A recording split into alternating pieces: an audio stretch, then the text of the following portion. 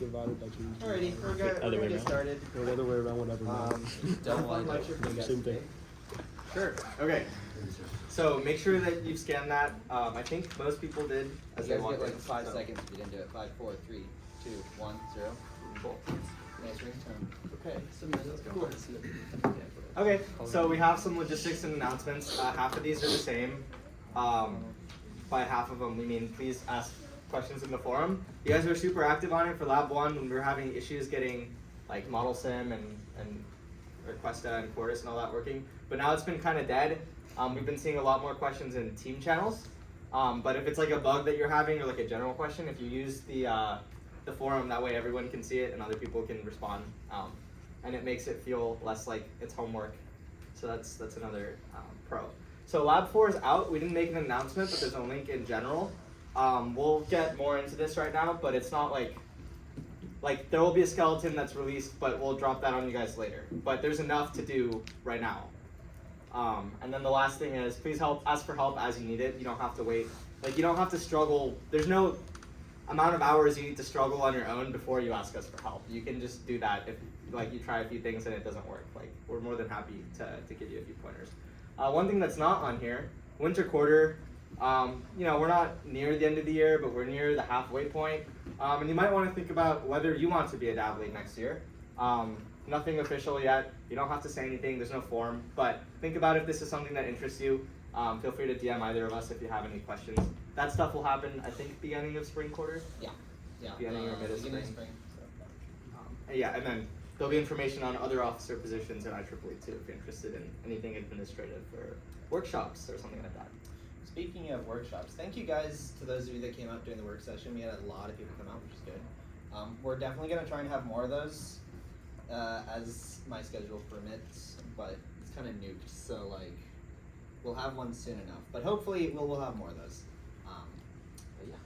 Oh, yeah, I mean, it's a small sample size, but something that is also possible is if we don't have to nuke weekends, if there's weekdays where you guys want us to just open the lab late and you can like, I don't know what the sentiment is like, because technically the lab closes at 6, but like we can just hold it open just for DAV till like 10 or 11 or something, if you guys find that helpful. I don't know what I expected. Okay, we'll put out like a form or something. Cool. Absolutely. Sounds good. Great. Okay, so this is roadmap. It's changed just a tad. Notably, the next lecture will now be VGA instead of signal processing. I think it'll be nice to do something fun after this. And then what we're currently on is advanced FPGA design. So before we actually get into that, we're going to recap last lecture, which was I2C, Serial Communications Protocol, and we'll talk a little bit about the lab just to get everyone started, and then we'll get into this stuff. So here's our schedule for today. ChatGPT is a spoiler, but we're gonna have a walkthrough. We'll talk about logic analyzers. We meant to do it at the work session, but everyone was kind of just working, so didn't want to interrupt. And we'll learn some advanced topics, so parameters, some complicated sequential logic like FSMs. We'll talk about IPs, and then we'll drop like a form on you guys where you can, you know, give us your idea for your final project if you want to. Yep. Okay, cool. And now we talked about I2C and Lab 4 as a recap from last lecture, because we definitely remember what happened a month ago. Okay. Oh, I can't see. Hold on. I'm going to change this. Duplicate because I can't see what I'm showing. Okay, so what we're going to do here is we're going to do a like a review and a walkthrough just of what Lab 4 kind of looks like, and kind of just, you know, I2C in general. So my plan for this is just to open up the lab spec, which, yeah, it's kind of long. But for now, let me make this a lot bigger so you can see it. What the idea with this lab is that there's a bunch of different parts. There are 3 finite state machines in it, and a lot of interconnected pieces that you guys are gonna have to like put together. So I'm just gonna go through right now, like kinda the way that you're gonna wanna go at it. So that means like what to start on, what to do first. And this document is only like 60% done because we've had to do a lot of technical writing to write down everything that you're gonna need to do for this lab. But the beginning half of it is pretty much there, so you guys can get started early if you want. and it's the easier portion, so the harder portion will come later. But anyways, the idea here is that to start with, we talk about something called a tri-state buffer. Do I go into that now? Sure. So I mean, Yeah. well, we don't have to read this whole thing, Yeah, but the idea is, remember, you have SCL and SDA for I squared C. SDA has to be driven by both sides. So in this case, your FPGA and the nunchuck. But not both sides can drive like a value to it. Like if one writes 0 and the other writes 1, it's the same thing as having high and low voltage on the same wire. We have a short, so we can't do that. So we add a third state, which is basically high impedance, which is basically we're not going to write anything to it. We'll only read. That's the gist. Yeah, of it. so basically we have to create this new module that we call an IO buffer. We walk you through that. This is actually like a 5-line module. It's really easy, but it's a new concept, so we have a couple paragraphs here. So I do that first. And then after that, we talk a little bit about how the Wii Nunchuck actually talks over I squared C. So there's a little bit about there's a handshake, there's data encoding and stuff like that. That explains exactly what we're doing, as well as the data encoding that the nunchuck actually uses. You might have seen this chart before, we talked about it last lecture, but here it is again. So with that knowledge, here's information about the task. We should move this, that should go to the bottom. Anyways, the next part that you're going to want to do is the nunchuck translator. This isn't super necessary until you're done, but this is an easy thing to start on because it's just combinational logic and you're just shuffling around some wires. So basically it takes in the 6 bytes that the nunchuck gives you back and converts it into things that we can read because there's some accelerometer bits that are all over the place over here. So that I would work on second after the IO buffer. And it's kind of in order. We need to still edit this a bit. And then the next part is the nunchuck driver. So the way that we're splitting this up, we need a nice diagram here. But basically we have our nunchuck driver that uses a lower level I squared C driver. The I squared C driver will actually contain all of the important things like handling the bit by bit protocol. So stuff like the start signal, the stop signal, data encoding and that sort of thing. Where the driver level is going to be like, okay, I need to send OX55 to register 0, right? And it's going to tell this lower level module, please do that, right? So basically we have like a kind of lower level module and an interface between that and the higher level module, so that if you guys want to reuse this I squared C lower level module in maybe your capstone project and connect something fun and different, then it would be a lot easier to do so. So what we have you guys write first is this nunchuck driver interface. As you can see, all this nunchuck driver takes in is the information, or only the information that it needs to get what it needs out of the nunchuck. So basically it takes in only the clock and it just outputs the values from the nunchuck, right? So it's gonna do all the work here. Let's see, for now I'm gonna scroll by that. Yeah, and then here's what the interface between that higher level module and that lower level module looks like. You can see there's a bunch of different inputs. It's kind of confusing, but basically what we're passing through is the device address for our nunchuck. We have our address for our register to write to inside of the nunchuck, like we have to talk to something. We have the number of bytes that we want to read or write, and we take in a number of bytes that you would be, if you were writing, then that's what you take in, as well as outputting number of bytes, and then a couple of flags just for passing data around. We have read write. We have start that triggers the start of a command, and we have a flag called done, as well as the couple pins that we're just passing through for now. So using this interface, we're going to be able to give commands. So we're going to fill in the information. I want this address and this data that I want to write, and then I'll tell it to start, and then our lower level module will take care of the like, okay, we're on bit 1, what's the value that I need to write? Oh, I didn't receive an acknowledge, I need to do something. But yeah, so that's what this does. Right now, there's a lot of explanations on exactly how this can be implemented. Basically, it's a state machine that has a bunch of states for that are very specific to the nunchuck. So we have stuff like the handshake and the write and read and some idle states. So this is the first state machine. Right? If you're curious, like what the purpose of it Yeah. being a state machine is, the idea is every time we want to read from the nunchuck, you have to do like a certain sequence, right? So you have to do like a handshake signal, then there's a second handshake signal. You have to set up a write to move the pointer, and then you can ask the nunchuck to send you 6 bytes of data. And you have to loop through that. So that's what we use the state machine in this for. So your states are going to be like, send this handshake signal, send this handshake signal, send this write signal, send this read, and then you just loop back to the beginning, and you just keep doing that every 10 milliseconds. So that's what the top level state machine is. And then the I2C one that Tim mentioned, the lower level, one of the state machines will say, okay, you want me to do a handshake, here are the steps to do that. And then there'll be another state machine to do the bit by bit. Yeah, so as I stated before, this document does not have as much information as we'd like to give you. Right now, it kind of just says I2C driver, a little bit of organization about how that would work, and then it's kind of just empty. But we're going to fill this in as we go. But what I want you guys to do is to at least start on this nunchuck driver. I'm just not going to scroll. There's just text. It's text. It's in there. I want you guys to work on the nunchuck driver and the nunchuck translator for now, because those are the two parts that have a lot of technical documentation written up.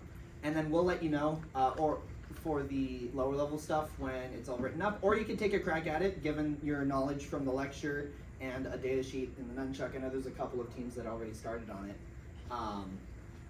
But yeah, anything that you guys run into, feel free to ask us for help. We are very willing to, because this one's probably the hardest lab that we're going to do this year. So yeah, there's a lot of work, but I promise it's really cool at the end. Because you have two things talking to each other, and that's a lot harder than and you you think it is. managed to implement a fairly complicated communications protocol in hardware, which is very hard considering there's 3 different finite state machines that are all running at the same time. So it's a very cool thing to have done. It might be frustrating to do it, but once you're at the end, it'll be great. Okay, I hope I didn't scare you guys too much. Do you have any questions specific to Lab 4, or just I2C in general? And then I'll add a note. This is at the front of the first page, but I also made an announcement. We're canceling Lab 5, and so we're going to split up that contact. So roughly half of it is in this lab, and then half of it will be in Lab 6. So there's some requirements in here, like you're going to have 2 clock dividers. One of them will be parameterized, the other will use a PLL. We'll talk about both of those here. Yeah, in the lecture today. Yeah, and then generally what we're going to look for this lab, and this will also help you, is to are all of your signals named, reasonably? You don't just have like input A, input B, stuff like that. You're using state names. It's nice and clean. Yeah. We'll talk about more of those details later in the lecture, as well as in here. There's some checkoff requirements that will be like, after lecture 5, this is the new stuff that you need to do that's from lecture 5, right? So it'll be very specific in that way. But yeah, I would encourage looking at this well before a day before the due date. So yeah, question. Do you recommend trying to write a test bench for this stuff, or? Yeah, so Or just a lot of this, yeah. So what's gonna happen is the early I2C stuff. Once you get to kind of having a working prototype, you can kind of test bench at least the first part of it to see oh, do these waveforms mostly look correct? But of course, the test bench needs to be really complex in order to actually respond correctly, because it's talking back and forth, right? So in order to save some time, we have logic analyzers that I have written up a tutorial on how to use, what the software is. We have a bunch of them that you can use that are open to you in the lab. They're just little boxes that you can connect up and probe your I2C connection between your nunchuck and your FPGA to see, my start signal isn't actually a start signal, or I'm not sending enough bits, or I'm getting knacks from the nunchuck for some reason, or my clock is way too fast, that sort of thing. So that'll help as a debugging aid in addition to the simulation. But you'll probably want to simulate at least a little bit and just feed it in a clock and see what it outputs, and see if you can see SCL and SDA kind of doing the right thing, because the first couple of things are handshakes, and you can still see that even if there is no nunchuck or anything actually responding. So you can see that your base functionality is working. And I would encourage you to do that, because even with the logic analyzer, it's a real pain to debug. So, yeah.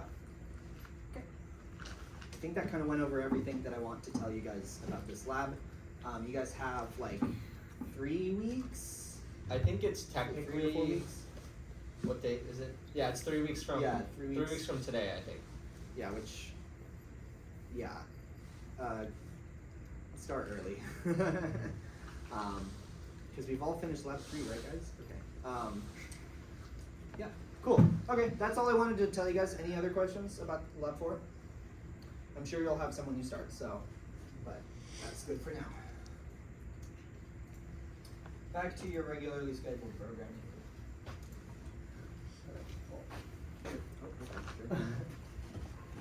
Okay, so some of you might have seen like reset as a port in a bunch of different. If you've looked at like just Verilog code online, maybe you've looked at a Stack Exchange, or if you look at some of our declarations in the Lab 4 spec where we're like, this is the interface. You'll notice that there's a reset. So we'll talk about what that actually is right now. So maybe just a step further. Okay, so the idea with reset is you're basically going to be resetting whatever's happening on the FPGA to some known state. So for example, if you have your stopwatch and it's running, the reset button should clear everything, we should reset it to pause. So that's what it would do. Very high level, pretty simple. The other use case for reset, some of you might be taking CS 152A, the Verilog lab. So what they tell you there is that you can't use initial begin and it won't synthesize, or you can't give stuff initial values. And for ASICs, that's true, right? If you design a processor, like it doesn't actually boot up, okay. Anyways, the point is you use reset to basically set everything initially. So you say if reset, set this to 0, set this to 0, set this to 0. And there's 2 ways of implementing that, which we'll talk about here. So remember, we like to use clocks in our design. We like synchronous logic. That way we don't have glitches, stuff happens, pretty deterministically. And there's 2 ways to use resets. You can use a synchronous reset or an asynchronous reset. The one on the left is a synchronous reset. That means that the logic for reset will only be applied on a positive clock edge. So if you hit reset for a nanosecond and there's no clock pulse there, it won't do anything. But if reset is held during the clock pulse, you'll see it has behavior. And if it's not held, then it'll do whatever you want it to. So that's like a counter, output's incrementing. If you hit the reset, it goes to 0. This is different because what we've done is we've taken reset and we've put it in the sensitivity list. So that means instead of only looking at the positive clock edges, even if reset goes high, we're going to evaluate this block. We're going to enter it because it's in the sensitivity list. And that means that this can happen even though we don't have a clock edge. So does the difference between the left and right make sense? Okay, cool. So next. Which one should we use, or We'll is get to used that. more? Yeah, next week, yeah. Here's a list of trade-offs. It's actually a pretty common interview question to ask about just the trade-offs or like the intuition between the two. So as I mentioned, the reason that we typically use clocks is that we don't have glitches. Like we want everything, all the state transitions to happen like, normally. We don't want latches, anything strange like that. So typically you're gonna use a synchronous reset. That means you're only going to check the reset button at the positive clock edge. And then the downside is that you have to hold the reset for the clock edge. The downside is it's not instant. If you're using a decent clock speed, it should basically feel instant, like you won't notice a delay, but it's not instant. Asynchronous reset instantly occurs, there's no delay, because you don't have to wait for the next clock edge. As soon as you click the reset button, you're going to enter that block and you're going to do the behavior.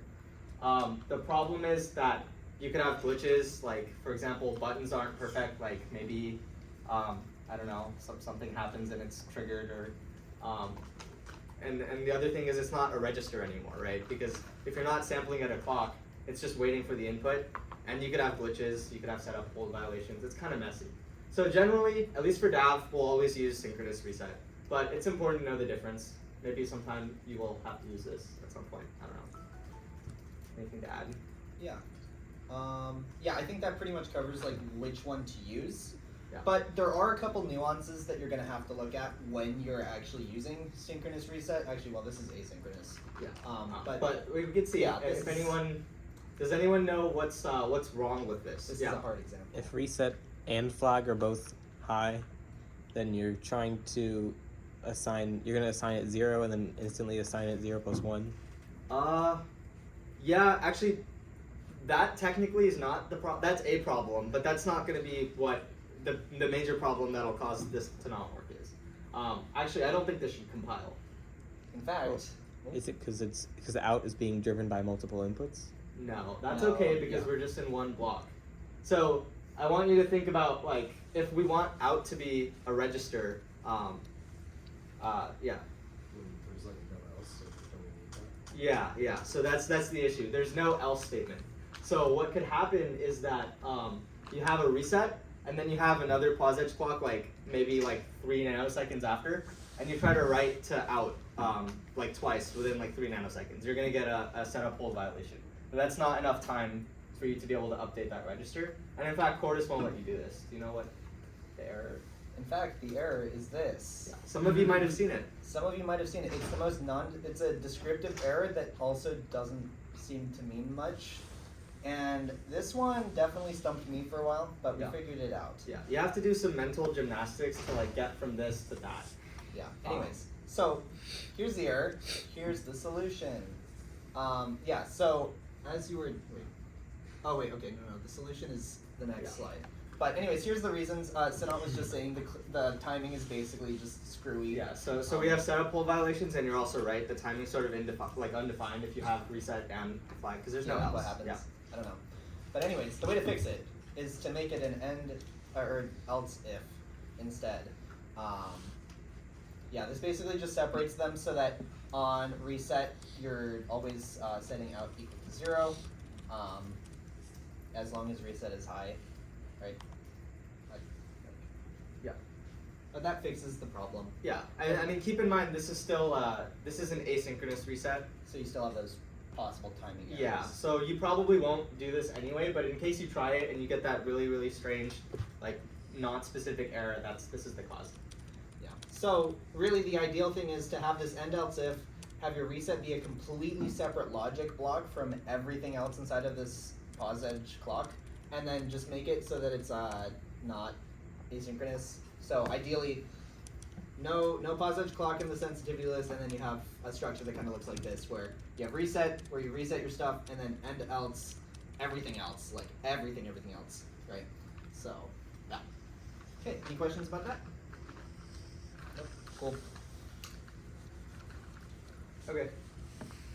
So now we'll talk about some of the things that might be useful for Lab 4 that we learned the hard way. Okay, so here's some rules of thumb as you're starting to write code in something that has like say 3 finite state machines. And we talked about some of these requirements earlier, like when we first introduced registers versus latches. We said we don't want latches. So reminding you, no latches. How do we guarantee that?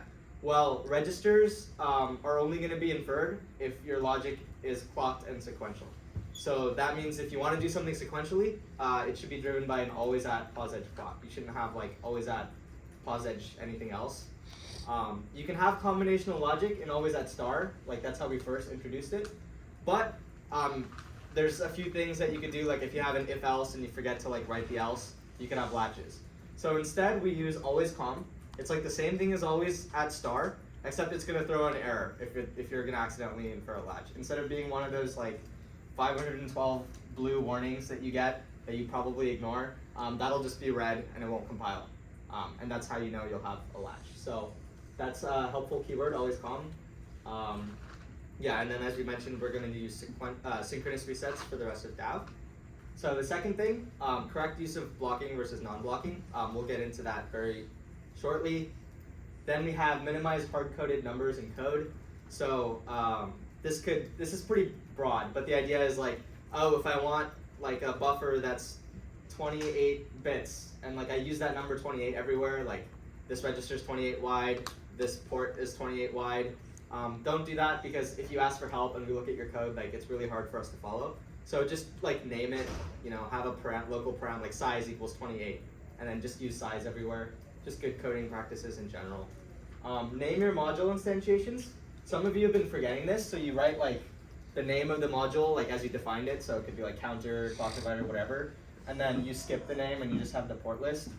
And then what happens is Cordis will come up with names for you, and they're kind of ugly, and then like when you run simulation, you are trying to find your clock divider, and it's just called like, I don't actually know what it's just some random letters and a number. But name it something that makes you happy. It doesn't even have to be practical, but you should be able to identify it. In our 152A project last year, we named a bunch of our modules after professors. Yeah, so that was fun. Yeah. Okay. And then, contrary to what I just said, make your names for everything reasonable and intuitive. Well, this doesn't matter, but like this is like when you're looking at your Okay, yeah. code, like you shouldn't have in A, in B, in C, in D. Like what do those mean? Because if you write them in a different order, then I don't know what in A and in B is. Like, is that supposed to be the You guys get the gist. Yeah. You get the gist. Okay, just name stuff well. Good coding practices just here. So now we're gonna talk about some things of why Lab 4 is so delayed in terms of technical writing. Okay, so remember we talked about blocking versus non-blocking.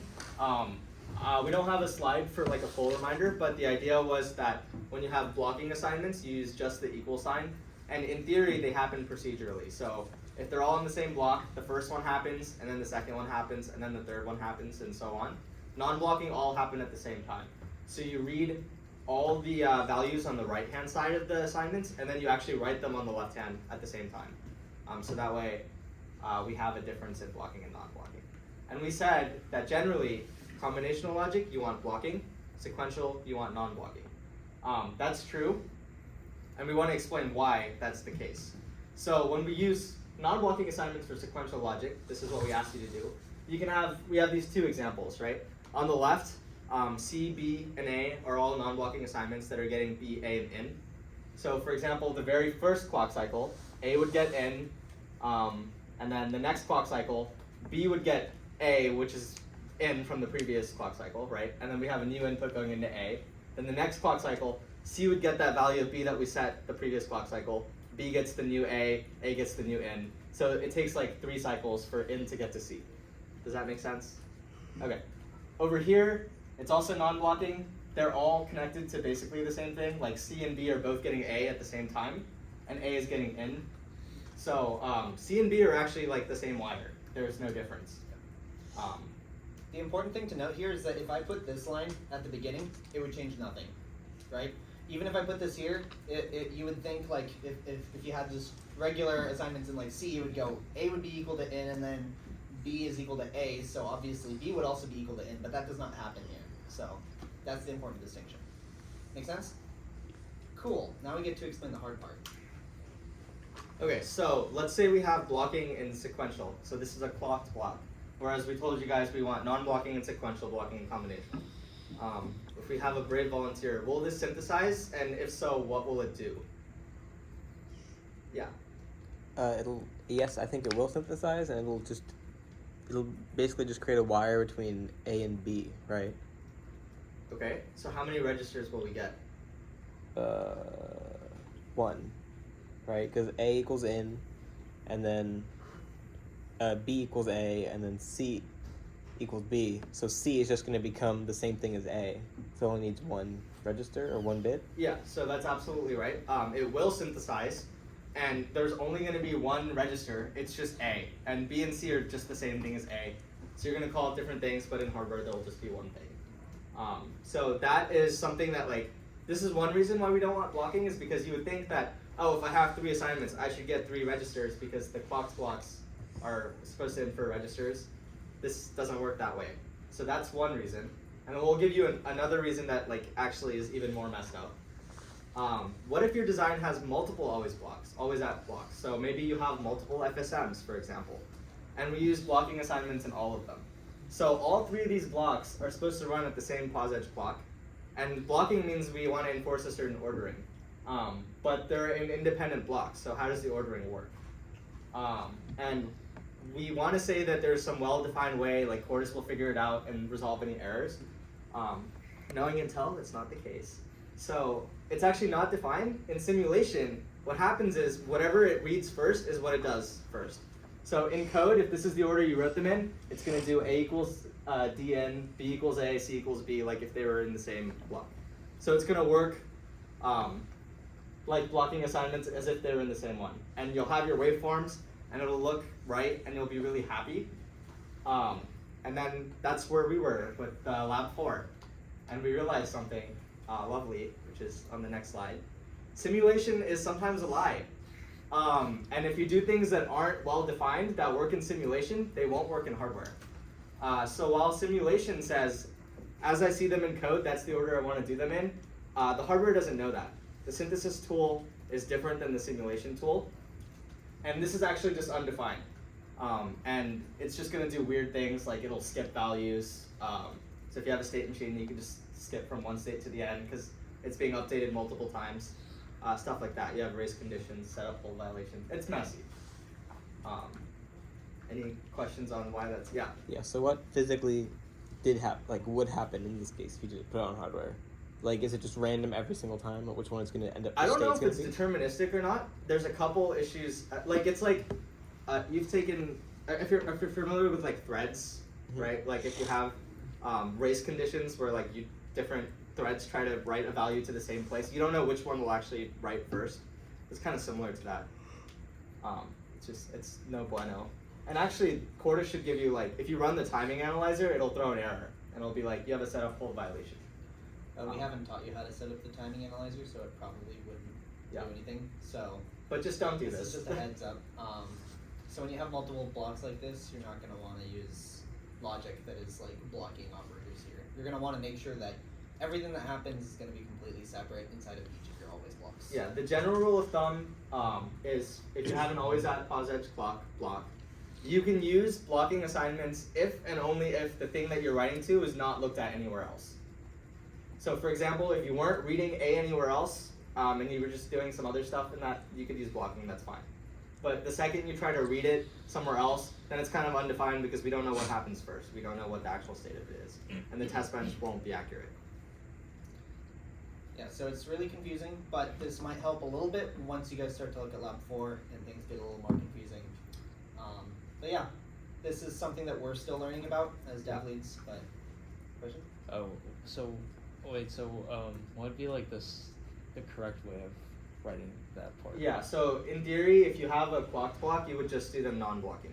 And non-blocking means that it might not do what you want it to if you just made them all non-blocking, so you have to rewrite some of the logic, but it'll work exactly in simulation as it would in hardware. So if you made these all non-blocking, it would be similar to the first example where it takes like 3 cycles to get from input to C. Yeah, by the first example we mean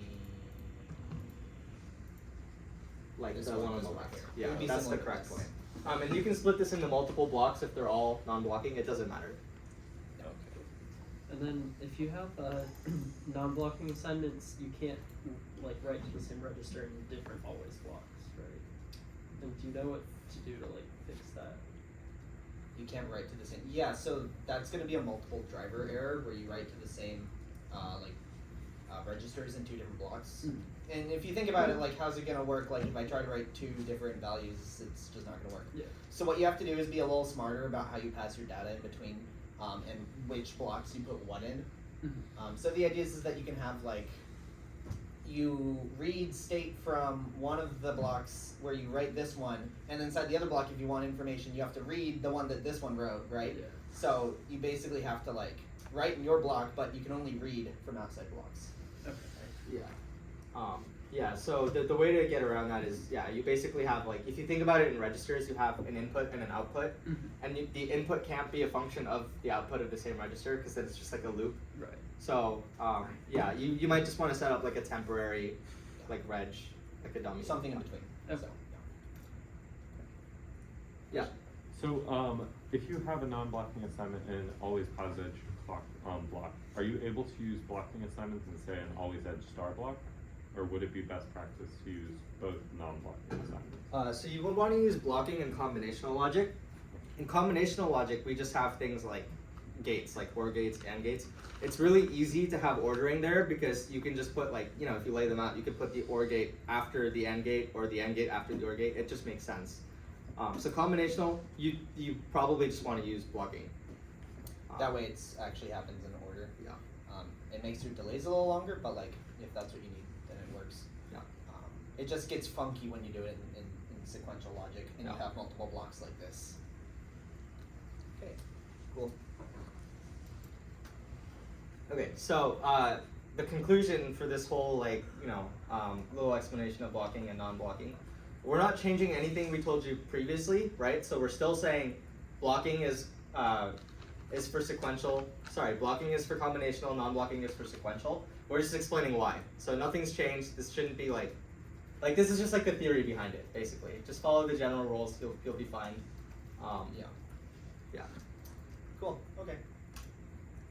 And then this is just some like good practice writing code for when you write your registers.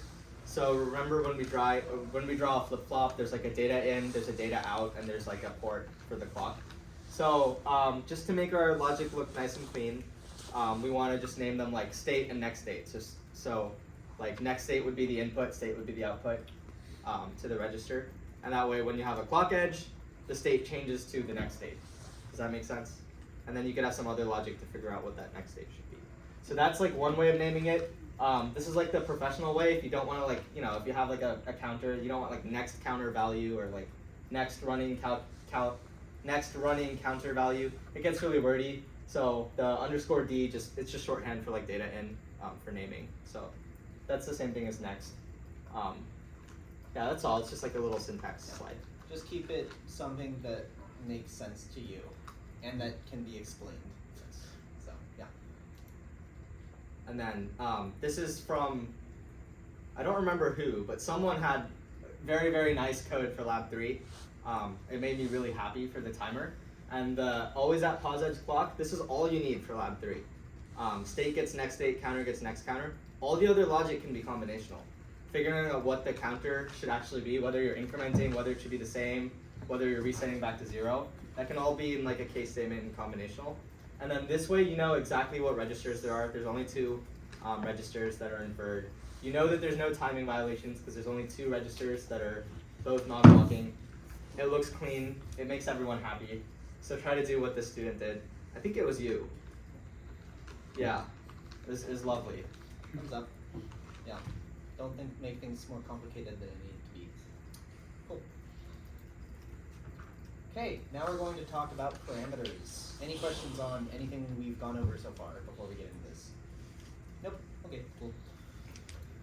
Great. So one thing to talk about before we get into exactly what parameters are, I just want to talk a little bit about instantiations, a fancy word that I keep on throwing around, and hopefully you guys know by now. But the idea is that when you instantiate a module, you're not using like a function or something. So you can't do it inside an always block, or you can't just call it like an if statement or anything. But yeah, so we think of modules like that we write similar to like a where like a function where you reuse like a portion of code. So like it's just taking one thing and being able to remake like 5 of the same logic blocks, right? But one thing that you might have noticed is that in like lab 3 you had to create a couple of different clock dividers. And what did you do? You copy and pasted your entire module and named it clock div 1 to clock div 2 or something. And the thing that we realized, a couple of you tried this and had a problem. You tried to just feed in the function or like the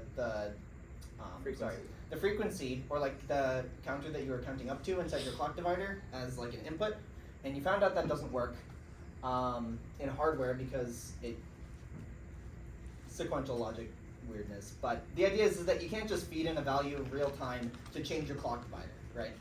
So if we want to both reuse code and not want to like keep on remaking clock div 1, 2, 3, 4, 5 with different like frequencies, how do we reuse the code without like redefining every single module and doing that? So that's what parameters are for. Okay, so yeah, that's exactly what I just said. Yeah, but like, you know how we don't need to actually change our frequency at runtime, it just needs to be changed in hardware when we, compile and upload to our board. So what we're gonna use is a parameter. Okay, this is exactly what I just said earlier. Cool. Observe the meme. Okay, anyways. So here's where ChatGPT helps us. I'm not gonna actually read this paragraph, but it's for later. But basically, a parameter is kind of like a macro or something that you might have used in C, where you define something that is, kind of like a passed-in value that defines the functionality of a module. Let's see. Yeah, like specifying the width of a pipeline or the size of something, or in our case, like the frequency of our clock divider. Yeah, so it's a global value, accessed anywhere that it was declared in. Usually we use it like capital letters and call it like size or something. And basically this allows us to, when we're instantiating our modules, we can feed in this value that is determined at compile time, and it makes and customizes that module to exactly the way that we want without having to rewrite our declaration. So the difference between local param, remember we mentioned we should name states, like instead of just having like state equals 0, 1, 2, 3, we name them with local param. So we say local param reset in all caps equals 0, start equals 1. Those are more like definitions or macros, and you can just use that word and it'll like substitute in that number. The difference between local param and parameter is that since the local param is like only in that module and you're just using it as like a new name for something, that's the only focus, whereas the parameter is something that's going to actually be changed by some other module. So it actually changes the behavior. let's take a look at what that looks like in syntax, because it'll make more sense. Okay, this is just what he said.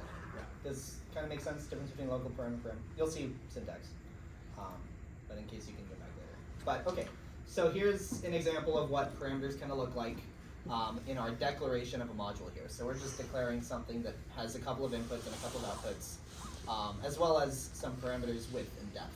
Yeah. So what's going on here is that we have this hashtag and these parentheses here, and we put the word parameter, we write the name of our parameter that we want to name, and then this 8 here is just a default value, so kind of like a default value of a function or something. And this is the declaration of the module, right? So then when we go to instantiate it, okay. Oh yeah, and then you can see here that it also uses the. So this is how you would actually use it. Yeah. You just type it in like any other like define or macro or something, and it'll fill it in there. And you can use math on it. So we're doing width -1. So that'll tell us like if our width is 8 bits, then it'll put in 8 bits here for our input and 8 bits for our output, right? And then it creates this internal registers. So it's like, say you had a 2D array.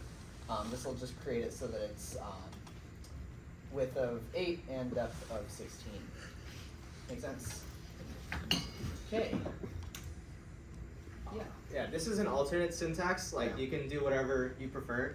I tend to use this one. It doesn't really matter which one. The difference is instead of having the in parentheses with the hashtag, like before the port declaration, you just put it where you declare everything else with the reges, as long as you use the parameter. Note that this is incorrect. That's not supposed to be parentheses. That's supposed to be a semicolon. That's we'll fix that in semicolon. post. Okay. Yeah. So it's supposed to be a semicolon? Yeah, it's supposed to be a Yeah. semicolon. So it's like the same as if you were just declaring reg, except it's parameter. But So is it formatting is it inside the module? Yeah, it is. It's inside the module. These are also supposed to be tabbed. And yeah, okay, this is messy. But this is all the first line where you declare your inputs and outputs, right? And you can see the close paren here. And then say your second line is this where you declare parameters and you say, okay, these need to be here too. So this is just an alternate syntax way of doing that. It's the same thing, doesn't matter. We'll fix this later. Okay. And then here's how you would actually instantiate the module with these parameters. So when you're instantiating something, if hopefully this looks familiar to you. Yep. Oh, were those like the default parameter values then? Yeah. The numbers were the defaults. Okay. So this would be like if you didn't put anything in on the next page, I see. it would Okay. default to 8 and 16.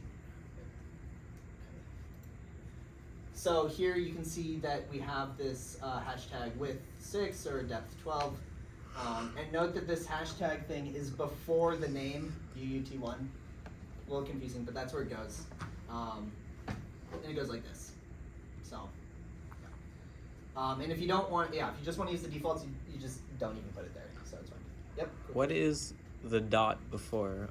all of Yes, them? so I hope you guys have seen this sort of syntax before. This is kind of like, This is like the technically correct way to instantiate modules. So you have to specify the name of the port in the module and the name of the wire that you're connecting for all of them, technically. If you list them in the right order, you don't have to have the dot, right? Yeah. So this works the same way. Technically, you have to say to the width, like parameter port, I want to connect 6. To the depth, I want to connect 12. If you put them in the same order, you don't need them. But it's just better to, it's better to give it the names, and then you can find any mistakes that way. Okay. Does that make sense? Parameters, pretty straightforward. Make your code look nice and clean and reusable. So that's what we like to do. Okay, and then also here's a little more information about using local params as parameters. So say like inside a top level you had this local param defined like at the very top of your module, and then you had like a ton of modules underneath that just used all of these and it depended on this. You can feed these into your parameters, and what will happen is that in your top level, if you like want to change the value of your width for your top level, and you change that 8 to a 7, it'll go into every single one of these modules, if say you had a bunch of these, and it would change the width for every single one at compile, right? So it saves you a lot of time. You don't need to go change the number 8 like in 50 different places. So there you go. Okay, any questions about the syntax we just went over before we continue? Nope, okay, cool. Okay, so one thing that we might have noticed is that we kind of have been changing the size of our like RAM here, right? Or say our like memory, our 2D array, right? And we can feed in whatever value we want here. But what this module is actually doing is using like a couple of pointers At the bottom. right here that you can see that are used to access this into this memory. Now, it's 32 bits here, but like that's probably wasting a bunch of bits. I don't need that many bits if it's only 8 and 16, right? So what we're going to want to do is also base this off of our parameters, and we'll explain how to do that here. Yeah, so they should just hold a value between like 0 and depth minus 1, or 0 and width, so we don't need 32 bits. So what we use is a compiler directive called $CLOG2, or CLOG2 for short. But basically, here's what it means if you decode the quick syntax. The C is telling us to go to the ceiling, and then ceiling of log base 2. And then the $sign is actually just the thing that reminds us it's a compiler directive and that it doesn't actually synthesize into your like design. It's actually just something that gets run at compile time, and then they get the value and then they put it in place. Yeah. So basically, you can use this to calculate how many bits do I need to use to hold this value, right? So if I feed in the example is length equals 253. That's just below 256, which just so happens to be the 2 to the 8th. So we know that our pointer needs to be 8 bits at a minimum, right? So what will happen is that using this local param, if we use CLOG2 here in terms of our register size, that this will just do all the hard work for us, determine the actual size that we need to hold that length, 253. So makes things nice and clean. What's up? Is it just in system Verilog or also just in the base Verilog? I think it should work in either. There might be a slightly different syntax, but this should work. Yeah, the other thing is like when you have the dollar, like the way this function works is you can think of it as you have like a script or something just like on the side, and you like copy paste the value into that script, and you're like, I want the CLOG2, and it gives you an output, and you copy paste that back into your code. That's effectively what it's doing. So it doesn't actually like do the math on the FPGA. It just figures out what that number should be and copy paste it in for you. Cool. Makes sense?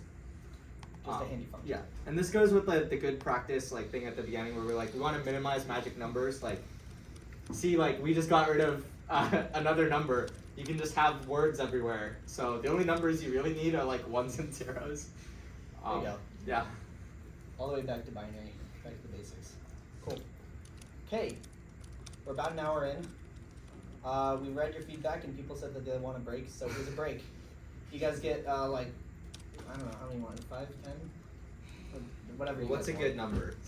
7? Okay, 7 minutes. Wait until that thing says 27. So, What? 20 hours and 20 7 minutes. in 7 minutes. So, yeah. Thank you guys. Do you wanna pause the Is there video? another hour of DAV? It's not another hour. It's like another half an hour. But yeah, I'm gonna. Yeah, like it's like it was a bit of a Okay. Oh, Let's get started, guys. Sits inside another like ring track. You have to quit Clash Royale. That's pretty nice. Otherwise you're gonna have to fight you me playing and I Tetris haven't played the game in 4 decades. Okay. BTD battle. Bro, BTD battles are- you're an ICP. Okay, let's go. Time to talk about generate statements. Yay. Okay, so these are kind of similar to parameters, which is, you know, it works out. It's what we just talked about. Parameters let you reuse a module, and then you don't have to rewrite it, and you just have some value that your module's behavior kind of depends on. Generate will be like, what if we want to make a bunch of different modules, and I don't want to copy paste that? So you can reuse module instantiations. So we can automate even more of our job. So this is like a way for you to put instantiations in a loop or instantiations in a conditional. They don't fit in always blocks. We have special constructs, and that's what this generate keyword is for. You can read that if you want. Give you sufficient time.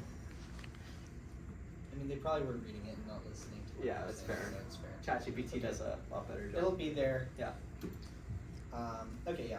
So yeah, this is the purpose. You can reuse code using a loop or a conditional for instantiations, which is something you weren't able to do before. And the way that you tell Verilog that you want to do this is you use a generate keyboard. It's its own block, kind of like an always block. Okay, so you can't put them inside always blocks. They're like similar. They're different though. So instead of always and we have generate and end generate. So where does this go? This goes inside your module declaration. So inside your module, you can instantiate other modules. So you have a top level. Maybe you want 6 clock dividers. Well, you can have a generate block, and you can loop through and instantiate 6 different clock dividers. And then we'll get to syntax in a second. Just like if you were to instantiate modules, you should have names for your generate blocks. And that way in simulation, you know what it's called, and you can really be proud of that block now that you've named it. We had some syntax here. So in this particular example, it's just making an array of flip-flops, but instead of copy-pasting this instantiation, we have a generate block, and we just loop through. And the beautiful thing here is that the number of flip-flops is a parameter. So we get to do some very cool fancy Verilog here. Your module takes a parameter that's a size. That's how large you want your array to be. So then in the generate block, we just create exactly that many flip-flop instances, single flip-flops. So how the syntax works, we have gen var. You have to use gen var inside a generate block because it's not part of, like, it's not going to make a register called I in hardware. It's sort of like the function that we said, where like it's something the compiler will do for you and copy paste in. It's not part of hardware. That's what gen var means. It means this is a variable, but only for this generate block. It's not like a real register or wire. So that for loop syntax should look familiar, I think. And then so we just iterate from 0 to size, and then this is where your name would go for your block if you want to name it. It'll let you do it without a name, but just name it. The reason why you want to name it is because in simulation, it'll show you DFF underscore gen underscore or like colon DFF inst 0, and then DFF inst 2 or something. So it'll tell you which generate block is that from, and then what's the name of the module. It's kind of like hierarchical. Yeah. So you can search that way. And then if we have an instantiation here, if we wanted to have an input array and an output array for our flip-flops, and the array goes from size -1 to 0, then each 1-bit flip-flop can have a different bit from that array, and we could do them in a loop. So does this code kind of make sense? Like, why would we want this? Okay. And then there's another, yeah, it's just an explanation. So it all happens at compile time. This for loop isn't part of hardware. It's not running all the time. So it's not an always comp. It's not running at the clock edge, so it's not an always at pause edge clock. It's its own thing that happens at compile time. That's why we use the generate keyword. So that was a loop example. Maybe you want to have, some parameter that's like add or subtract. And I want to instantiate either an adder or a subtractor. And I want to decide that in the top level just by changing the parameter to 0 or 1. Well, here's an example. You can have a generate that's conditional. So if the add sub flag is 1, we're going to generate an adder. If it's not 1, we're going to generate a subtractor, and then you have a default. And so the difference between this and multiplexing something is that you could have an adder and subtractor, and then you can decide which output to actually use. That's completely different than this. In this case, we're deciding right now which of the two we want on the FPGA. We're going to compile it, and it's going to put only that one onto the FPGA, and it'll be connected that way. Questions? No? Okay. Okay, now we're gonna quickly talk about pipelining. Okay, so pipelining is a technique used in computer architecture and digital circuits to improve performance by breaking a larger task into smaller, more manageable stages that can be completed simultaneously. Cool. Okay. Anyways, this is kind of what it actually is. I'm not going to read this, but the analogy is that say you're working at like a car assembly line, and there's a bunch of different steps that you have to do in order to build a car. Now, if you were not pipelined, what would happen is that you'd have like, say, 5 people. One person knows how to build the chassis, one person puts the engine in, one person, does those steps. And basically the idea is that if we're not pipelined, then we all have to wait until the entire thing is done for us to start building a new car. So if I know how to build an engine and the other guy knows how to put on the tires, then I have to wait after my step is done and I put in the engine, I have to wait for everyone else to be done before I can before we build another car. So the idea with pipelining is that instead of just having a bunch of blocks that are just logic and stuff that's unused most of the time, we're instead going to do something called pipelining, where we basically have registers in between each of our combinational logic blocks, so that we can do more things at once and basically have all of our logic blocks doing something, or all of our assemblers doing something all the time. So you can see here, like, these are the stages of the empty car, the engine, the body, and the paint and the cab, I guess, of 1, 2, 3, 4, 5. So, and then you can see over time that this is a lot faster than if we tried to make 4 cars like synchronous or non-pipelined, where this takes 8 cycles to make 4 cars. If we did this without a pipeline, you would just follow this line, basically. Yeah, you would follow this line. And then everyone else is just like idle, and then you start a new line. Yeah, so it would take 5 times, it would take 20 cycles instead. There's another example on the next slide, but that analogy kind of makes sense? Yeah, and just since you mentioned like registers, like a simple analogy would be like, so everyone's working, their work is combinational, it takes however much time, and the way that the pipelining would work is that there's like a clock, and at that clock edge, you're going to take your work and you're just going to put it on the table next to you, on your right. And then you're going to pick up from the table on your left, you could do the work, and then put it on the table on your right. And those tables are registers. And so they're all non-blocking, right? You're going to put your stuff on the next table all at the same time in parallel, and then you can pick up what the last person gave you and work on it. So that's the idea. Yeah, so here's kind of a more like hardware implementation or computer architecture mindset look of it. So yeah, here's just a drawing of like you have logic, and then you have registers, logic, registers, logic, registers to your output. And then here's just an idea of if any of you are doing computer architecture, or you have an idea of how computer architecture works. Usually CPUs are pipelined like this. So instead of doing one instruction with each individual part back to back and it taking forever, we can instead have each part just do 1 bit, and it's a lot faster. So there's the idea of pipelining. It's not super necessary for DAV, but this is something really important that you'll want to know if you're putting on your resume that you know anything about digital design. So, good to know. Cool. Okay, now we're going to talk a little bit about RAM. Yeah. Okay, so you might remember this from either lecture 1 or lecture 2, when we were talking about what is actually an FPGA. And it's a field programmable gate array. So in practice, it's an array of these little blocks, and the blocks look like this. We have a lookup table. Basically, you have it stores some values, and then you feed it like a selector, and it will output one of those values. That's what a lookup table is. We have a flip-flop for like register behavior, and then we have a mux that lets you pick between what to use. So if we want to have like a massive array, like if I want, this might be useful when we start talking about VGA, but I store like an image, I have a bunch of pixels, and I want to store them in a massive array. Those would be registers, like if we, based on what we know now. And the problem with that is that the registers take up these slices, and there's a limited amount of them. And if you wanted to store that entire image in registers, it would take up like the whole chip, and you couldn't do any like combinational operations. So instead of using and that's not really optimal, right? Because we're not doing logic with them, we're just storing them. So the idea is instead of using all the slices to remember things for sequential logic, sometimes we can use something called RAMs, block RAMs in particular. So here's a condensed version of what I just said. This you might actually want to read. It used a much longer one, and that was like 4 sentences, please. So there you go. So they're just for storage. Yeah. This is for if you want to look at it later. Yeah. Blockgram, here's more information. Yeah, so a blockgram is like a massive array of registers, and the catch is instead of registers where you can update them all like at the same time based on some clock edge, you could write to them in different blocks. The way the RAMs work is that you can only write to one row or two rows, one or two rows. You can read from one or two rows at the same time. So you can't just like grab random registers out of the array. So it's going to be typically like two-dimensional.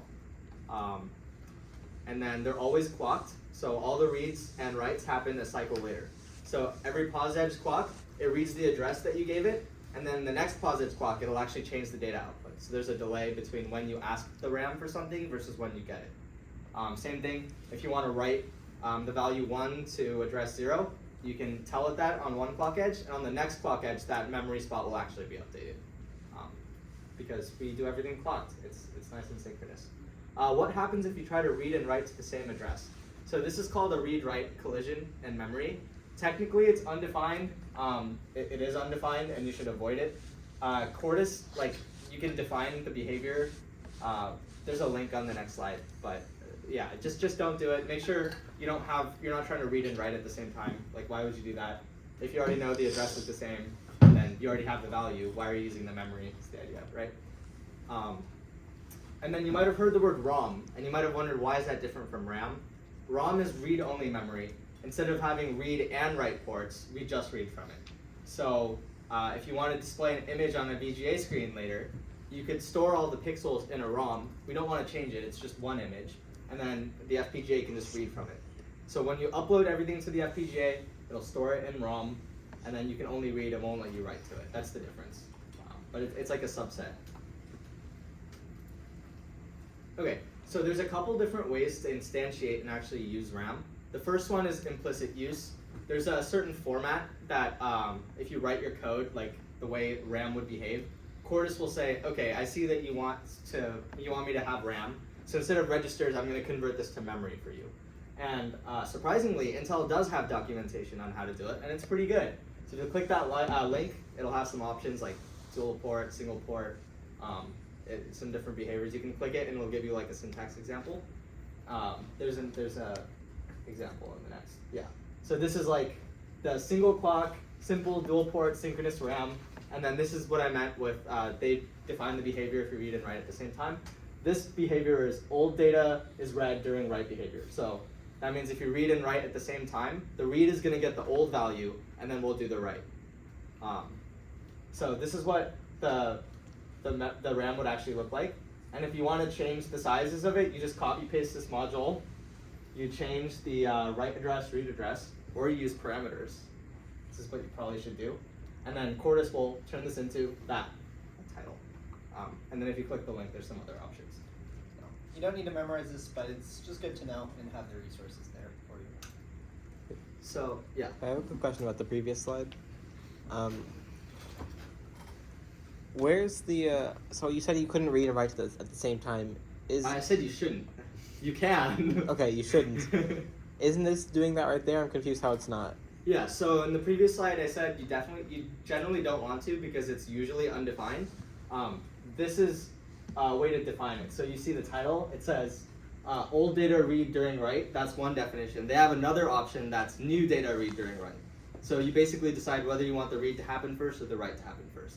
So in this one, the read happens first. So you read the old value, then you write the new one. And How is it doing that here?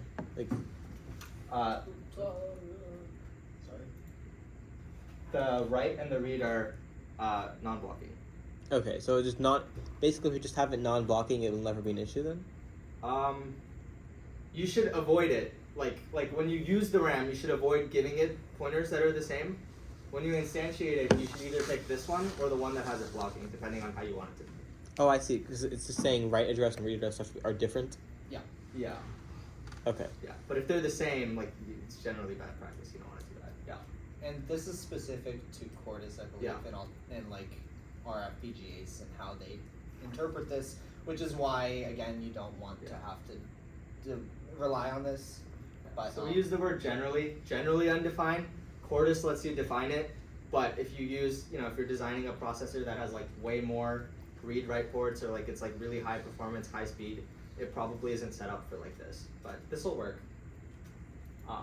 Yeah, so that was an implicit declaration, and yes, that means there's also an explicit declaration. So if you don't want to copy paste code and hope that Quartus will do the right thing, there's a way for you to use like a RAM block. Like you can say, I want RAM, and then you can tell it what you want, and those are called IPs. So if you want to do more complicated stuff like 2-port, you want to add a read enable, you want the ports to be different sizes, we would do that explicitly using IPs, which is the next topic and the last topic.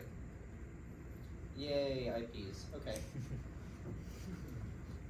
So, what IPs are? IP stands for intellectual property, aptly named. So basically, the idea is that there's a lot of complex designs that we might want to put into our FPGA design that often do something, that we might use very often, like having RAM in our design.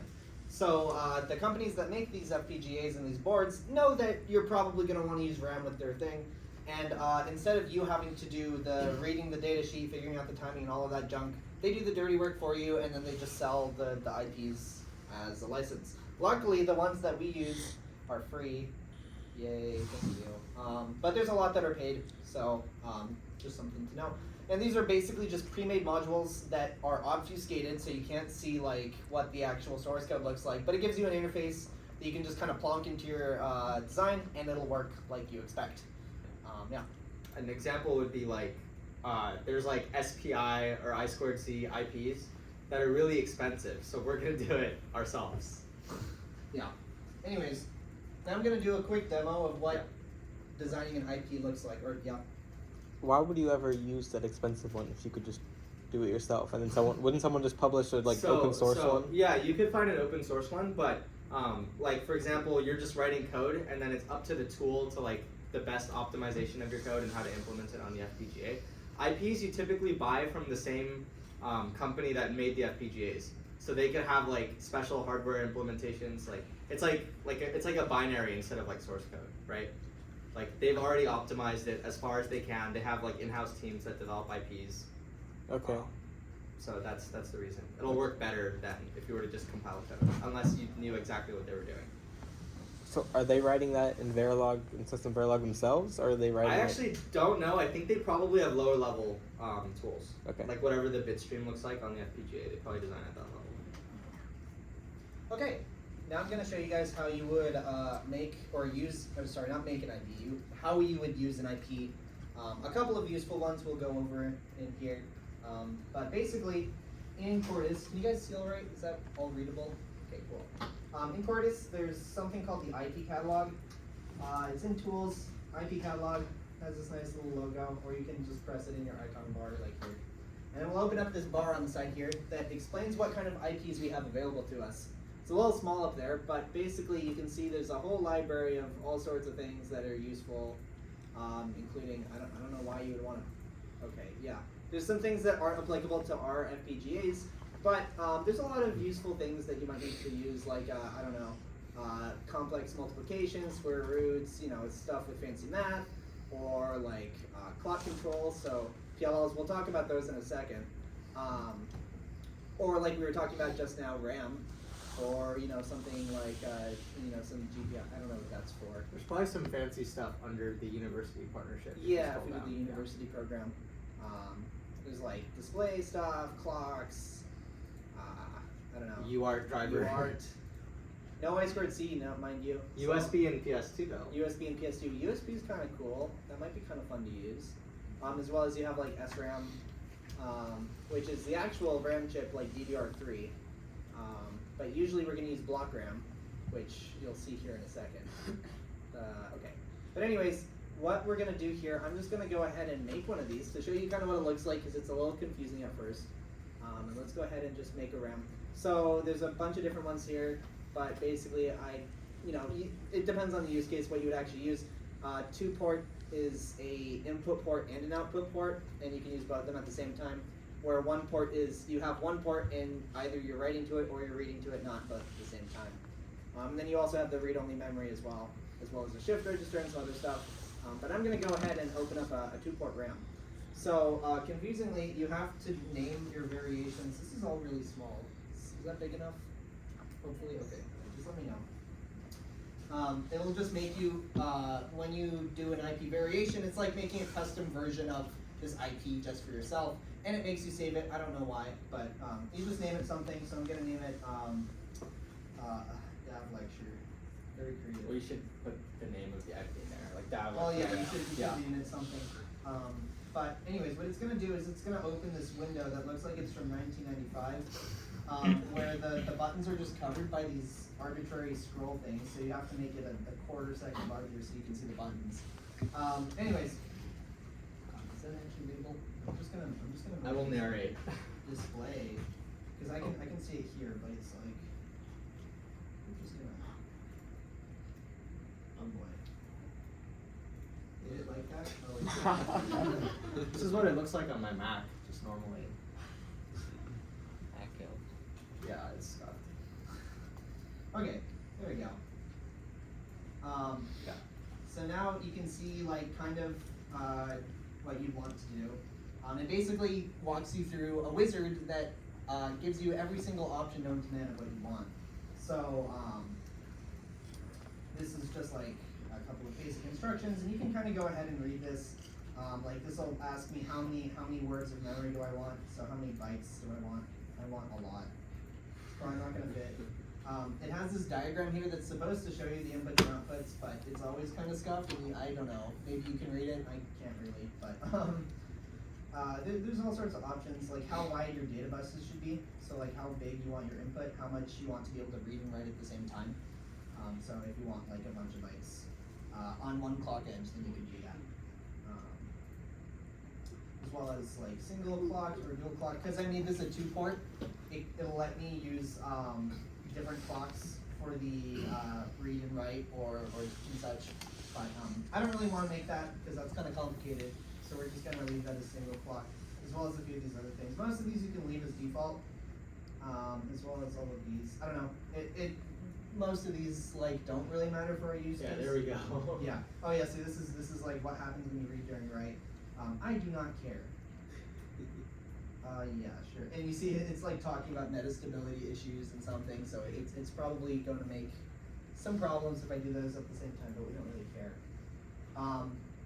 This is also a place like if you wanted to put in images or something, you could put in a file for hex data with like an image or something, up to you, and you can like make it so that it has something. Yeah. And then what will happen is that it'll use some simulation, or that's if you want to simulate it, it'll just do it by default. So just leave that. And then we have some options on which files we want to generate. Usually we don't care about most of these, but I always make the instantiation template file because I don't know what I'm doing, so I want it to kind of show me what the instantiation should look like. So I check that and then I hit finish. And then Cordis is going to ask us if we want to check C ... I don't know, I just hit yes. This basically just saves it to your project, and you always want to hit yes. I don't know why. There you go, no longer will have that problem. Anyway, so now I have this arbitrary file here that doesn't do anything. But what we can do is look at IP components here. If you might have looked at that before, this will show us, okay, I've created a RAM 2-port, and it's in there. So if I ever want to go back and edit using that wizard I just saw, then I can click this again, and oh, it's getting really mad at me. It's there somewhere. Where'd it go? Hello. It launched behind. But anyways, that's where you'd go if you want to change the settings. Okay. And then for our files, we haven't instantiated it yet, so it's not really in there. Or like if you look at the hierarchy, it's not there. We can click on files. We have this QIP and this .b. If you look at this .v, it's just full of junk. Full of things that we don't really understand. These are basically like the values, and you wouldn't want to change it yourself. This is just the stuff that's auto-generated. Yeah, it's generated based on the wizard. It just puts it in the language. Yeah, so it spews a lot of junk in here. But basically, the thing that we want is this. This is our important data here. This declaration here. this will tell us like what our inputs and outputs to that module look like. So you can see our 256-bit wide data bus, as well as the read and write address inputs, and Q is the read, or the second port, read port, where data is the input port. You can see it's input. Yeah, so if I want to use this, I would go ahead and just name my module, or declare it like so, like you would any other module with the right values, and feed in stuff. I believe this Q, okay, yeah, we ignore that. But yeah, the .v will have the information you need. So that's how you would use a module like this. Right? Yeah. Do you want to do Okay. The other one that's going to be really useful that we're going to require you guys to use in Lab 4. So the memory you can forget about for now, but the important one is this one. It's something called a PLL. What a PLL is a phase lock loop. Basically, it's a way to create a clock divider that is actually accurate. Yeah, we are not going to go into the physics of a phase lock loop. You can look it up. There's a lot of crazy ways that they get these clock dividers to do what they want, but basically this is how you do a clock generation. So we're going to call it clock in. And now we can see a very similar prompt with very similar bugs to the last one. But basically, this is how we define a PLL. Yeah. Now, one of the important things here is if you guys remember what you need in a clock divider, you need an input clock, you need to know what that is, and you need some other stuff. What's up? What's military temperature range? So if you work for a company that knows. Yeah, so PLLs are like not the same as generating Verilog code. It's actually something in hardware that it does. And since it's hardware, like it has certain operating constraints, like the temperature changes how, because when we're talking about like 50 megahertz or faster, like everything makes a difference. Those are not relevant for us, but if you want to use an FPGA in some sort of extreme condition, you might care about that. Basically, a phase lock loop uses some feedback to make sure that your clock is actually the speed that it's going at, so that it can be very exact. But yeah, so that doesn't really matter to us. But the stuff that does matter to us is stuff like the input frequency here, which is very important. It's not 100 on our board. Remember, it's 50. So we're gonna go ahead and change that. Now we're gonna hit next. For inputs, you can change based on the options that you would like, but basically you have like an asynchronous reset or like an enable. We'll leave those as default. I normally uncheck lock output because I don't know what it does. Locked output basically will be high whenever the phase lock loop is actually locked in. Basically that means if it thinks that it's correct. We don't really care about that for our cases, so we're just gonna uncheck that for now. Okay. There's a bunch of other things, these also don't really matter. This is like if you wanted a second clock in case the first one fails, we don't care about that. Dynamic reconfiguration, this is if you wanted to change your clock mid or like during runtime. We also don't need to bother with that, so we're just going to continue clicking past. Here's where we actually, the stuff that we actually care about. I really wish this would display properly. Okay. Intel, am I right? Okay, anyways. What this is, you can see at the top here, we have a bunch of tabs that we've been going through. You can see C0, C1, C2, C3, C4. Basically, these are the 5 clocks that we can generate, and we can choose to create up to 5. Usually you just need 1 or 2, but yeah, that's where we are. So basically, this is where you check whether or not you want to use this clock. Okay. And then basically here you can go ahead and select. I promise this is actually readable on a normal screen, but you would select megahertz and you can put in the number that you want. So I'm gonna put in 5. Yeah. Or you could put it in terms of nanoseconds if you just want the period. Yeah, if you want the period, or even picoseconds. Yeah. Another thing is like the use case for PLLs is like it's very, very accurate, way more than a clock divider. If you want like fast clock speeds. If you're looking at like 100 hertz, the PLL won't generate that for you, so you'd still have to use a clock divider. Because they're not the same thing, they just have similar behavior. Okay, and then other than the core clock, if you wanted more, it's just the same thing. You would click use this clock and then fill them out. So that's like the rest of it. And then this is exactly what we just saw with the other IP, similar stuff. I'm actually not going to do the instantiation template file because it didn't seem to exist in the last one, so we're just going to hit finish.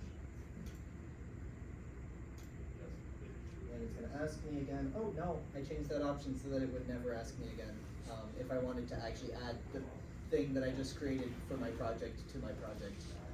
But now we have a clock gen.v that I just created, and you can see it's very similar, but we have our module essentially, or its definition here with our reset, our clock input, and then our clock output. So basically this is just making a fancy clock divider that's very, very, very exact. Yeah, so, yeah. If Any you had, questions yeah, about if you had made more than one, what would the name show up as? It would probably be C0, C1, C2. You mean like, Oh wait, it would just have multiple input ports no, on the have one same input module? port and multiple output That's ports. what I meant, Yeah, multiple.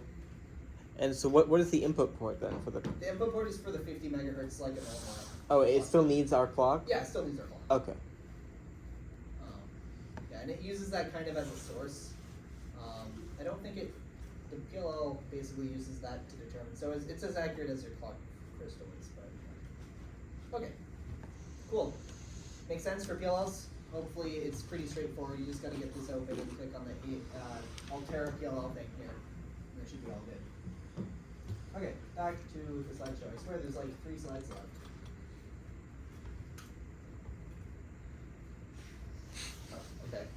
Oh, okay. Okay, just, yeah. Yeah, so the last thing is the capstone project proposal. It's finally time to do it. We've been talking about it all year. But yeah, so if you remember, two tracks. We have the digital audio visualizer with the signal processing and the FFTs and using VGA and a microphone, and cool signal processing stuff to display a spectrum analyzer. You can either choose to do that, or you can kind of do a build your own. With some requirements, we have the requirements that you need to use our VGA screen, as well as a couple of extra peripherals, some communications protocol that's not VGA, and then it has to be semi-complex, so you can't just make like a stopwatch, but it like shows the numbers. You can't just do that. And then we're gonna have some workshops here. Like these are the different workshops, so maybe they sound interesting to you. We're gonna talk about advanced graphics where we put sprites on the screen. We might do multiplayer where you have 2 nunchucks. Crazy, am I right? Or like, you know, different ways to do multiplayer. Or TBD, which is TBD. Yeah, so this one's more open-ended. We encourage you guys to try and be creative because this is the first year that we're doing this. And it would be really cool if we had some cool things to show off. But yeah, DAV is the tried and true, so if you're looking for more signal processing stuff, if you're more interested in that, then that would be the right one. Yeah. So as a team, you guys have to decide between one or the other and basically write up a project proposal. Yeah, if you're doing the DAV one, that's going to come later because we haven't told you Yeah. anything about audio or visualizers. But for this one, the proposal, so basically proposal is the first step. If you're doing this, you have to do that like pretty soon, just like what your idea is. Design diagram is like the same thing as the architecture diagram, same timeline. You're just gonna say like, here's my idea for how to implement it, and then we'll give you feedback on you know, things that are problematic or things to change. And then before you actually start spending a bunch of time, we'll do a design review. It's not supposed to be scary. It's just like, is your project possible the way that you're implementing it, so you don't skill issue like we did with Lab 4? You know, stuff like that. So anyways, yeah. Right now, if you want to do DAV, so we're gonna have a form that you guys are gonna fill out, and basically that's gonna tell us which one that you want to do. If you want to do digital audio visualizer, it'll just ask you a very quick question just so that we know that you guys filled it out. And then if you do design, architecture, and verification, then what you'll have to do is submit kind of like a short paragraph, just kind of what you want to do, and give us a couple ideas of like what peripherals you want to use and that sort of thing. Yeah. Example, a team, I think Claire's here. Yeah. A team wants to do, yeah. an unnamed team purchased like the GameCube bongo drum because they want to make a game with that. We're like, sure, sounds good. If you can figure out what protocol it uses, we don't mind. So if you have any quirky ideas like that, sounds good. Yeah. If there's any fun peripherals you want to find, or you want you have found and you want to buy, and you think that it's feasible that you could implement it into your project, then feel free to let us know. There's a chance that we might be able to reimburse you or get it covered, get the price of that peripheral covered. So hit us with the creative ideas. Yeah, what's up? how many Wii nunchucks do you think we could connect to it? So Technically, as many pins. the thing is that because all the Wii nunchucks have the same I2C Oh, that's address, true. Yeah. you technically just, the way to do multiplayer is just to instantiate 2 I2C things. Or 3 or 4. Or 3 or 4. So basically, I guess the limit is your FPGA. Yeah, And because how many typically logic you would paths have you one have. I2C line and you'd have multiple devices on it, but we can't do that because Oh, they have the so same you- address. you'd have an So we just I2C. have multiple I2C drivers and you can just manage them in your top level. I see. Okay. Can't So- do that in a microcontroller, can you? I mean, let's say I choose to do DAV. How much stuff would I get to learn from? You can go to Yeah. whatever workshops you want. The workshops We're not are open gonna- to everyone. In fact, the FFT stuff, we're gonna teach to everyone. That's gonna be a lecture, because we think it's important to know anyways. Yeah. But Hypothetically, could you do both? if you're crazy, yeah. Like, would your game include audio processing As or in, like just like- separately Okay, do no, both? wait, as in like, what if we had like a game, but Uh-huh. the background was a digital audio visualizer? If you can fit it on it, sure. Let's go. You can do it. Granted, you do have to have something at the end of the quarter or at the end of the year to actually show off. So that means that you can't just have half of both working. Yeah. So it has to be. Yeah. Maybe you could try doing one and then be creative after that and try to put the other in there. It'd probably be easier to start with that with digital audio visualizer and then add the other stuff on top Right, then. okay, But I just want to confirm. yeah, if you wanted, Thank you. be my guest. Okay. Yeah, so as for due dates, the same date as Lab 4. I think it's Yeah. actually February 8th. That's scuffed. It is week 5 Wednesday. That date basically is going to be the due date for this form. I swear it takes like, if you're doing digital audio visualizer, it'll take you 10 seconds. If you're doing design and verification, architecture and verification, maybe it'll take you 10 minutes. But talk to your teams, figure it out. If you have any questions, please let us know. We're here to advise you and to help you choose your final project. But yeah, sky's the limit, so there you go. Cool. Next time we'll be doing this. But thank you guys so much for staying an hour and a half long lecture. And have a nice night. Thank you.